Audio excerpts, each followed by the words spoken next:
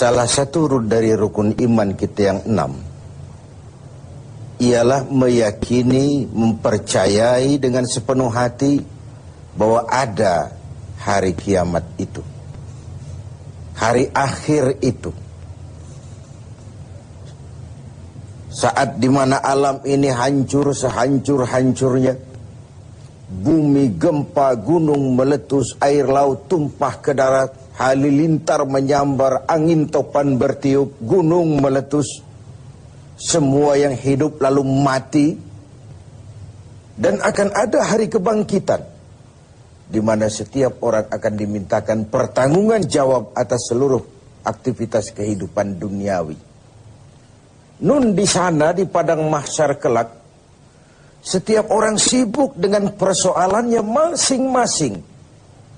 Boleh jadi saudara tidak lagi sempat mengingat saudaranya. Bahkan anak tidak lagi bisa mengingat orang tuanya. Suami tidak lagi bisa membantu istrinya. Masing-masing orang sibuk dengan persoalannya sendiri-sendiri. Masing-masing orang khawatir untuk dimintakan pertanggungan jawab di hadapan Allah. Dikala itulah, menurut sebuah hadis, Rasulullah Shallallahu Alaihi Wasallam bersabda, nanti di padang mahsyar, dikala semua orang panik, dikala semua orang bingung, dikala semua orang sibuk dengan urusannya masing-masing, ada 7 macam manusia yang tenang-tenang saja. Orang lain kepanasan, mereka tidak. Orang lain panik, mereka ayem, tenang. Orang lain bingung, resah dan gelisah, mereka senyum. Kenapa? Karena mereka langsung berada di bawah perlindungan Allah Subhanahu wa ta'ala.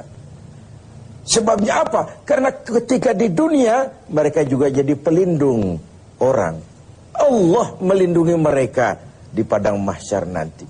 Tidak ada kepanikan, tidak ada kekhawatiran, jauh dari rasa ketakutan. Sab'atun yuzilluhumullahu yawma la zilla illa zilluh. 7 macam manusia yang akan mendapat perlindungan langsung dari Allah pada hari yang memang tidak ada lagi perlindungan selain perlindungan Allah Subhanahu wa ta'ala. Siapa mereka? Mudah-mudahan kita termasuk salah satu di dalamnya. Yang pertama, orang yang akan mendapat perlindungan langsung dari Allah adalah imamun adil. Pemimpin yang adil. Pemimpin yang menaungi orang banyak. Maka wajar di akhirat nanti dia akan dinaungi dan dilindungi juga oleh Allah Subhanahu wa ta'ala.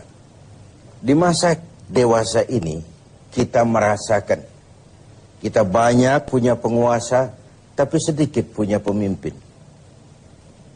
Kita banyak punya politisi tapi miskin negarawan. Kita banyak punya karyawan seni tapi sedikit sekali seniman. Nah, lalu siapa sebenarnya pemimpin itu? Setiap kita adalah pemimpin, dan setiap pemimpin akan dimintakan tanggung jawab tentang apa yang dipimpinnya. Pemimpin yang adil, baik dia memimpin rumah tangga, baik dia memimpin dirinya sendiri, baik dia memimpin kampungnya, lebih-lebih dia memimpin negaranya, maka dia akan mendapat perlindungan langsung dari Allah kalau berlaku adil. Orang Belanda bilang memimpin adalah jalan menderita. Nabi mengatakan sayyidul qaumi khadimuhum. Pemimpin suatu umat adalah pelayan bagi umat itu. Pemimpin rakyat adalah pelayan rakyat.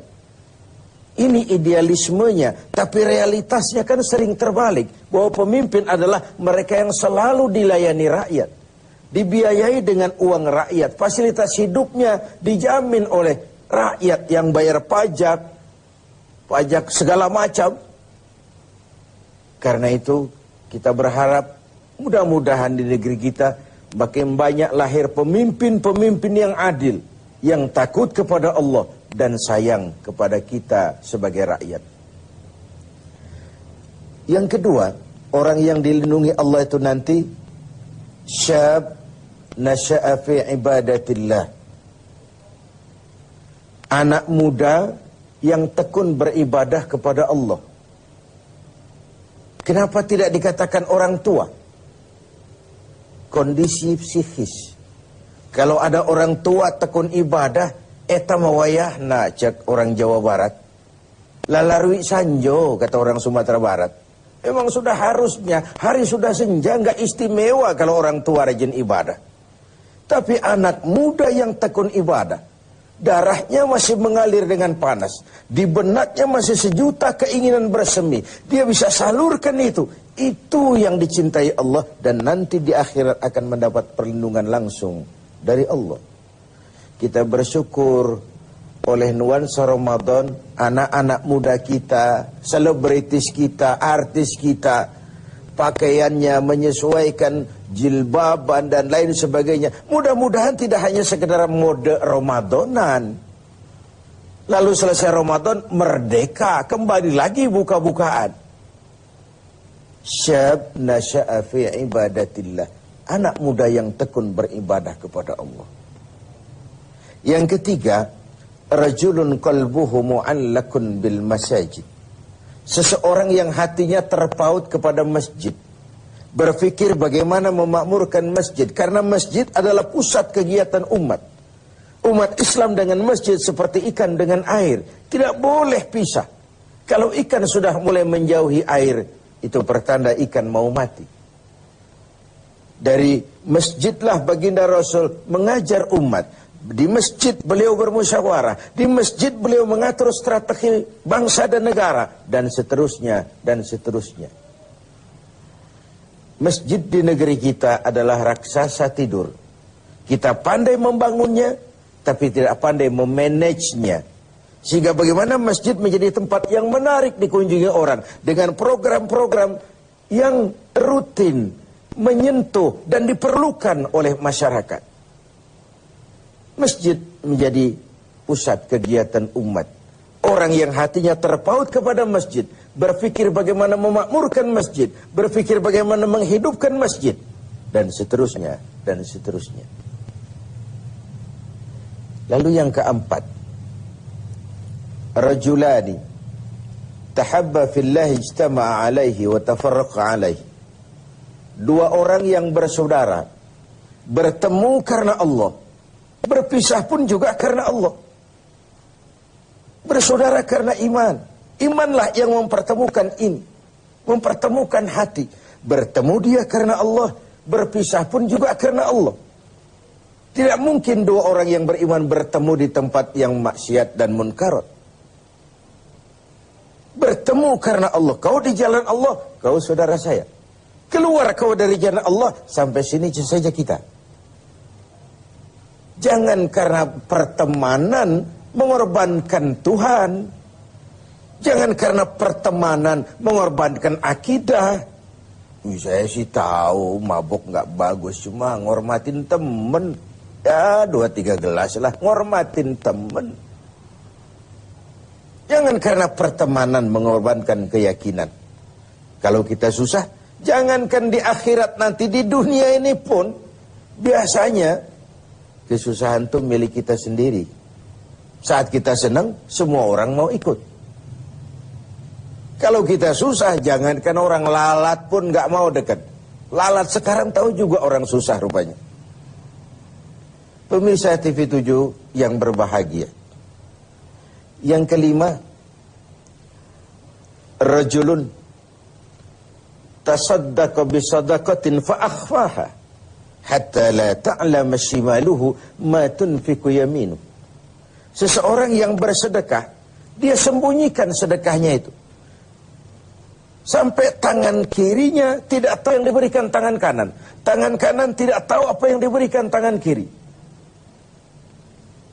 Ada dua hal yang kalau disembunyikan itu baik. Pertama sedekah, yang kedua musibah.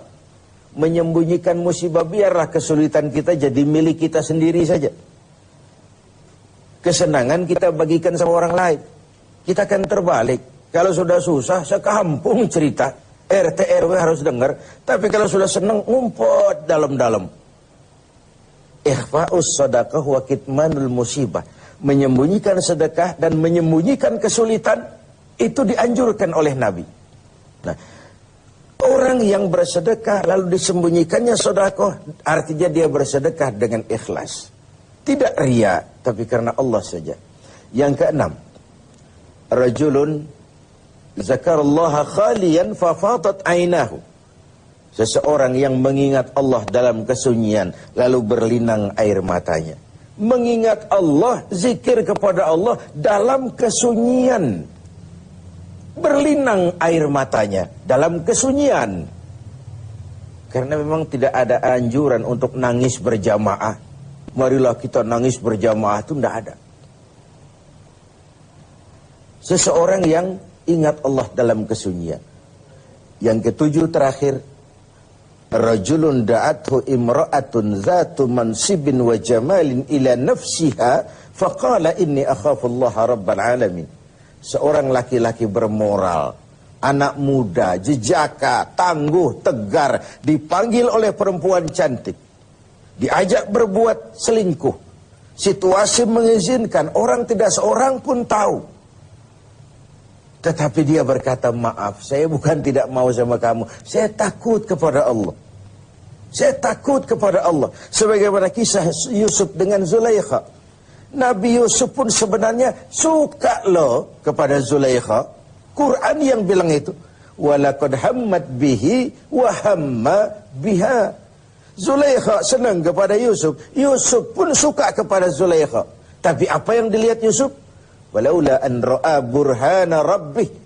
Dia lihat peringatan Tuhannya. Ada letter S Tuhan. Sob tidak boleh parkir di sini. Itu yang dilihat. Nah, anak muda bermoral seperti ini nanti di akhirat akan mendapat perlindungan langsung dari Allah Subhanahu